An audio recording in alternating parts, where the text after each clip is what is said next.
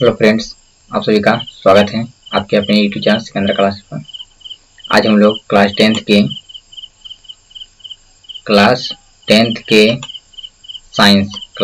के साइंस का model set number 2 देखेंगे, जो एग्जाम के लिए बहुत महत्वपूर्ण है। एग्जाम में बार बार पूछे जाते हैं। क्लास 10th के साइंस का मॉडल सेट नंबर कितना है? 2 है। मॉडल सेट नंबर कितना है? 2 है, जो एग्जाम में बार बार पूछे जाते हैं। इससे पहले हम लोगों ने साइंस के मॉडल सेट 1 पढ़ चुके हैं। यदि वो नहीं देखे हैं तो उसको भी जाकर देख लीजिएगा। इसमें 30 क्वेश्चन है। साइंस के 30 ऑब्जेक्टिव क्वेश्चन है, जो एग्जाम के लिए बहुत महत्वपूर्ण, काफी महत्वपूर्ण है। एग्जाम में बार बार पूछे जाते हैं। चलिए देर न करते शुरू करते हैं। यदि आप लोग चैनल पर नए हैं तो चैनल को सब्सक्राइब जरूर कर लेंगे। पहला क्वेश्चन आप लोग को स्क्रीन पर दिखाई दे रहा होगा। गोलीय दर्पण वक्रता त्रिज्या उसकी फोकस दूरी की होती है। गोलीय दर्पण की जो वक्रता त्रिज्या होती है वो फोकस दूरी की क्या होती है? कोशिश कीजिएगा पहले आप लोग जवाब बताने का, उसके बाद फिर हम बताएंगे। गोलीय दर्पण की जो वक्रता त्रिज्या होती है वह क्या होती है? जल्दी से बता दीजिए, क्या होती है? चौगुनी होती है कि आधी होती है कि दुगुनी होती है कि कोई नहीं होती है? चलिए जल्दी से बता दीजिए क्या होता है। तो वक्रता त्रिज्या बोलेगा तो आर और क्या होता है? 2f। जब आर पूछेगा कि एफ का क्या हो जाएगा तो देख लीजिए, एफ के साथ क्या किया, उसमें 2 से गुना किया, उन्हें दुगुना होता है। क्या होता है? वक्रता त्रिज्या जो होता है फोकस दूरी का दुगुना होता है। चलिए आगे बढ़ते अगले क्वेश्चन की ओर। सोलर कुकर में, या उसे बोलते हैं सौर भट्ठी, या सर्च लाइट में, या गाड़ियों के अग्र दीपों में, उसे बोलते हैं हेडलाइट में, या टॉर्च में, या टेबल लैंप में किस दर्पण का व्यवहार होता है? किसका उपयोग में व्यवहार किया जाता है? किस दर्पण का व्यवहार किया जाता है? किस दर्पण का उपयोग किया जाता है? चलिए जल्दी से बता दीजिए, एग्जाम के लिए बहुत महत्वपूर्ण है। इसमें 2-3 क्वेश्चन एक ही में अटैच किया हुआ है। सोलर कुकर या सौर भट्ठी में किस दर्पण का उपयोग होता है? सर्च लाइट में किस दर्पण का उपयोग होता है? गाड़ियों के अग्रदीप अर्थात हेडलाइट में किस दर्पण का उपयोग होता है? टॉर्च में किसका उपयोग होता है? टेबल लैंप में किसका उपयोग होता है? चलिए जल्दी से बता दीजिए किसका उपयोग होता है। तो किसका होता है? तो अवतल दर्पण का। किसका? अवतल दर्पण का। चलिए आगे बढ़ते अगले क्वेश्चन की ओर, जो एग्जाम के लिए काफी महत्वपूर्ण है। मोटर चालक के सामने अर्थात किसके रूप में? तो साइड मिरर या पक्ष दृश्य दर्पण या पृष्ठदर्शी दर्पण के रूप में लगा होता है। मोटर चालक के सामने अर्थात साइड मिरर में या पक्ष दृश्य दर्पण में या पृष्ठदर्शी दर्पण के रूप में किसका उपयोग होता है? या ऐसे कहते हैं सड़क या गली में स्ट्रीट लाइट के रूप में किसका उपयोग होता है? किस दर्पण का उपयोग होता है?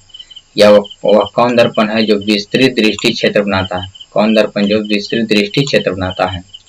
चलिए इन सभी में कौन हो जाएगा? जल्दी से बता दीजिए कौन हो जाएगा? कौन दर्पण है? कौन दर्पण? तो उत्तल दर्पण। कौन दर्पण? उत्तल दर्पण। चलिए आगे बढ़ते हैं अगले क्वेश्चन की ओर। किस दर्पण में बिंब का सीधा तथा आवर्धित प्रतिबिंब बनता है?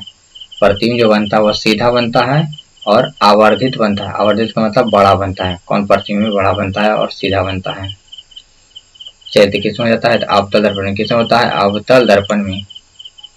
चलिए आगे बढ़ते अगले क्वेश्चन की ओर, जो एग्जाम के लिए काफी महत्वपूर्ण है। उत्तल दर्पण की वक्रता त्रिज्या ज्ञात करने का रहा। इसका फोकस दूरी दिया हुआ। फोकस दूरी का मतलब एफ दिया है, आर पूछ रहा है। आर बराबर क्या होता है? 2f। आर बराबर क्या होता है? 2 और f।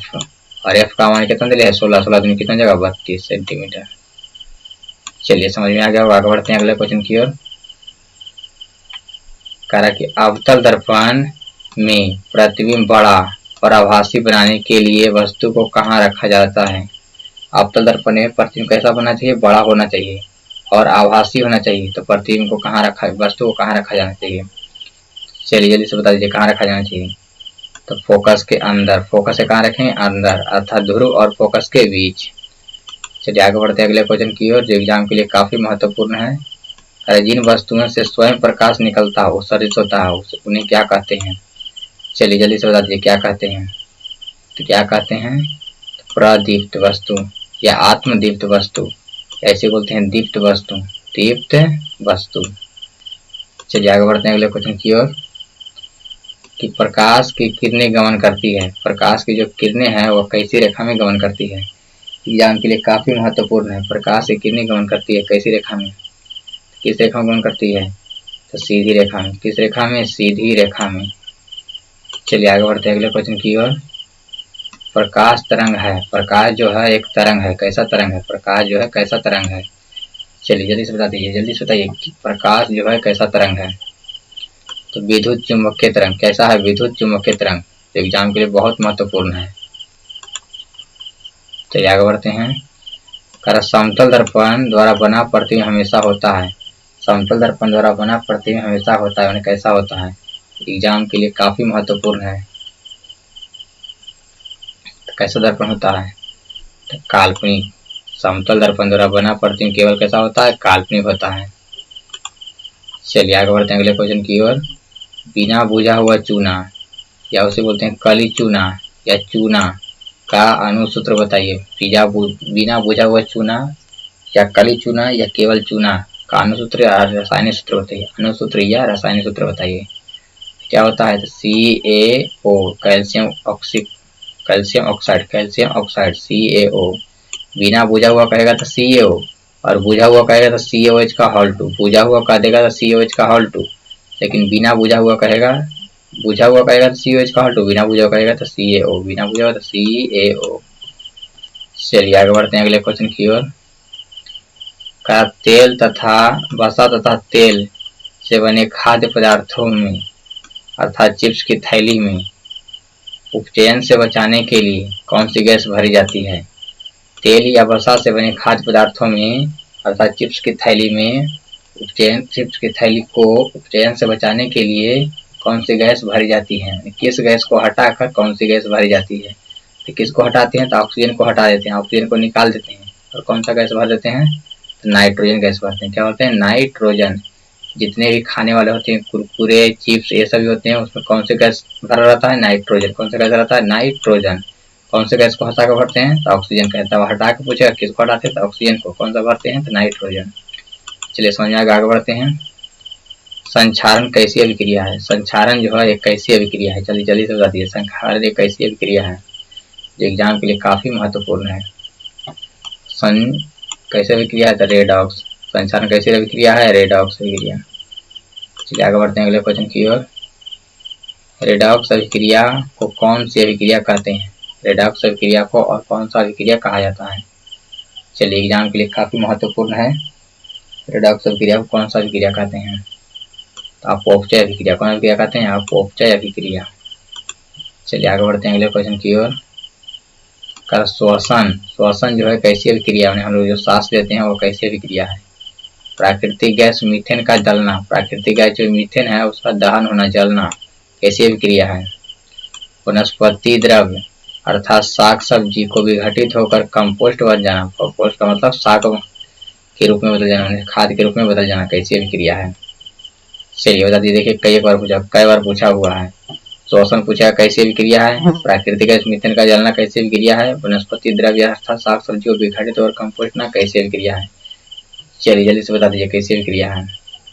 तो ऊष्माक्षेपीय अभिक्रिया। कैसा है? ऊष्माक्षेपीय अभिक्रिया है। चलिए आगे बढ़ते हैं। लेकिन अगर यहाँ पूछता प्रकाश संश्लेषण कैसी अभिक्रिया तो बोलते हैं ऊष्माक्षेपी। प्रकाश संश्लेषण पूछा तो बोलते क्या? ऊष्माक्षेपी। प्रकाश संश्लेषण में दौरान ऊर्जा का ऊष्मा शोषी होता है। प्रकाश संश्लेषण क्या होता है? ऊष्मा शोषी। प्रकाश संश्लेषण बोलेगा तो ऊष्मा शोषी होता है, क्योंकि ऊष्मा को क्या करता है? ग्रहण करता है। चलिए आगे बढ़ते हैं अगला क्वेश्चन की ओर। जलीय घोल को दर्शाया जाता है। जलीय घोल को हम लोग किससे दर्शाते हैं? किससे दर्शाते हैं? तो AQ से। किससे? AQ से। चलिए आगे बढ़ते हैं अगले क्वेश्चन की ओर। निम्नलिखित में से कौन विलयन का उपयोग दीवारों की सफेदी करने में किया था? दीवारों की पुताई करने में किया था, पुछाड़ा करने में किया जाता है। जो एग्जाम के लिए काफी महत्वपूर्ण है, काफी महत्वपूर्ण है। चलिए आगे बढ़ते हैं अगले क्वेश्चन। कौन हो जाएगा? CaOH का whole 2, calcium oxychloride, calcium oxychloride. चलिए आगे बढ़ते हैं अगले क्वेश्चन की ओर। जल का वैद्युत अपघटन करने पर मुक्त होने वाली H और O गैसों का मूल अनुपात क्या होता है? मूल अनुपात क्या होता है? चलिए काफी महत्वपूर्ण है, कई बार पूछा हुआ है। तो कौन है? तो 1:1। 1 अनुपात कितना होता है? 1 होता है। चलिए आगे बढ़ते अगले क्वेश्चन की ओर। खाना बनाने में प्रयुक्त होने वाले एलपीजी गैस का मुख्य अवयव क्या है? खाना बनाने में प्रयुक्त होने वाले एलपीजी जो गैस है उसमें कौन सा मुख्य अवयव रहता है? एलपीजी गैस का मुख्य अवयव कौन सा होता है? कौन सा होता है? जल्दी से बता दीजिए कौन सा होता है? तो ब्यूटेन। क्या होता है? ब्यूटेन। चलिए आगे बढ़ते हैं अगले क्वेश्चन की ओर। द्रवीभूत पेट्रोलियम गैस अर्थात एलपीजी में कौन सा नामक तीव्र गंध होता है? कौन सा नामक तीव्र गंध होता है? एलपीजी गैस में कौन सा नामक तीव्र गंध होता है? Ethyl mercaptan. कैसा होता है? Ethyl mercaptan. Ethyl mercaptan C2H5SH। चलिए आगे बढ़ते अगले क्वेश्चन की ओर। मनुष्य में पाचन क्रिया प्रारंभ होती है, शुरू होती है। मनुष्य में पाचन क्रिया कहाँ से शुरू होता है? चलिए जल्दी से बता दीजिए कहाँ से शुरू होता है? कहाँ शुरू होता है? तो मुख गुहा से। कहाँ से होता है? मुख गुहा से। चलिए आगे बढ़ते हैं अगले क्वेश्चन की ओर। इनमें से कौन अवशेषी अंग है? इनमें से कौन अवशेषी अंग है? कई एक बार पूछा हुआ है, इनमें से कौन अवशेषी अंग है? कौन है? अपेंडिक्स। कौन अवशेषी अंग है? अपेंडिक्स। अपेंडिक्स। चलिए आगे बढ़ते हैं अगले क्वेश्चन की ओर। अमीबा का आकार अनिश्चित होता है। अमीबा का आकार कैसा होता है? अनिश्चित। तो पूछेगा अमीबा का आकार निश्चित क्या अनिश्चित? बोलेंगे अनिश्चित। जिसमें भोजन का ग्रहण तथा बहिष्करण किसके द्वारा होता है? तो मतलब अमीबा में भोजन का ग्रहण तथा बहिष्करण किसके द्वारा होता है? चलिए जल्दी से बता दीजिए किसके द्वारा होता है? कुटपाद के द्वारा। अमीबा जो है भोजन को ग्रहण किससे करता है? कुटपाद या पादप द्वारा। अमीबा का पूरा चलन अंग चलता किससे है? तो कुटपाद से। अमीबा का आकार बदलता किसके कारण से? कुटपाद के कारण से। चलिए आगे बढ़ते हैं अगले क्वेश्चन की ओर। इनमें किस रचना के कारण मुंह गुहा से भोजन श्वास नली में नहीं जा पाता है? किस रचना के कारण जो है मुंह गुहा से भोजन श्वास नली में नहीं जाता है? एग्जाम के लिए बहुत महत्वपूर्ण है। किसके कारण नहीं जाता है? एपिगलोटिस के कारण। किसके कारण से? एपिगलोटिस के कारण से। चलिए आगे बढ़ते अगले क्वेश्चन की ओर। छोटी आंत में भोजन का पाचन पूर्ण होने के बाद अब वह क्या कहलाता है? छोटी आंत में जब भोजन का पाचन पूर्ण हो जाता है तब वह क्या कहलाता है? क्या कहलाता है? तो चाइल। क्या कहलाता है? चाइल। चलिए आगे बढ़ते हैं अगले क्वेश्चन की ओर। अंत में अपचा भोजन मल के रूप में अस्थायी तौर पर किसमें संचित रहता है? मल के रूप में अपचा भोजन अस्थायी तौर पर किसमें संचित रहता है? चलिए बताइए किसमें रहता है? तो रेक्टम में। किसमें रहता है? रेक्टम में। चलिए आगे बढ़ते हैं अगले क्वेश्चन की ओर। मनुष्य के आहार नल की लंबाई कितनी होती है? मनुष्य के आहार नल की लंबाई कितनी होती है?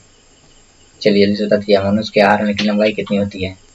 तो 8 से 10 मीटर। कितनी होती है? 8 से 10 मीटर। चलिए आगे बढ़ते हैं अगले क्वेश्चन की ओर। प्रकाश संश्लेषण तथा स्व पोषण की प्रक्रिया किसमें होती है? प्रकाश संश्लेषण तथा स्व पोषण की क्रिया किसमें होती है? जल्दी से बता दीजिए किसमें होता है? सभी हरे पेड़ पौधे में। क्या होता है? किसमें होता है? सभी हरे पेड़ पौधे में। चलिए आगे बढ़ते हैं अगले क्वेश्चन की ओर। लार इनमें से किस ग्रंथि का स्राव है? लार जो है किस ग्रंथि से निकलता है? चलिए जल्दी से बता दीजिए एग्जाम के लिए काफी महत्वपूर्ण है। किससे निकलता है? तो पैरोटिट ग्रंथि से। किससे निकलता है? पैरोटिट ग्रंथि से। चलिए आगे बढ़ते हैं अगले क्वेश्चन की ओर और यह लास्ट क्वेश्चन है। दांतों की सफाई नहीं करने पर दांतों पर बनने वाला एक अस्थायी परत है। अस्थायी मतलब कि अस्थायी परत क्या कहलाता है? क्या कहलाता है? जल्दी बता दिए क्या कहलाता है? तो दंत पलाक। क्या कहलाता है? दंत पलाक। जब दांत को हम लोग अच्छा साफ नहीं करेंगे तो दांत पर क्या होता है? एक अस्थायी में हमेशा के लिए परत बन जाती है, जिसे बोलते हैं दंत पलाक। समझ में आ गया होगा। आगे बढ़ते हैं और यह लास्ट क्वेश्चन था इस सेट का। आप लोगों को कैसा लगा कमेंट बॉक्स जरूर बताइएगा। मिलेंगे अगले वीडियो के लिए।